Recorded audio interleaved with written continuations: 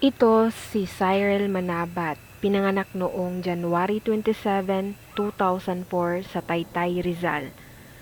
Usap-usapan ngayon ang kanyang viral video na meron daw siyang hinanakit sa kanyang mga magulang. Kung patawarin yung parents ko, ang dami kong rason para magtanim ng sama ng loob sa kanila. Pero narealize ko lang one day na first time din nila maging magulang. I've been working more than half of my life. More than a decade, pero wala akong savings. Naubos nila yung mandatory ko, and that's okay. Kasi buong buhay ko, hindi naman kami naghirap. Hindi naman kami isang kahit isang tuka. Alam kong pinangkain sa amin yun. Napag-aral kaming 3 magkakapatid sa private school. Nakakain kami more than 4 times a day.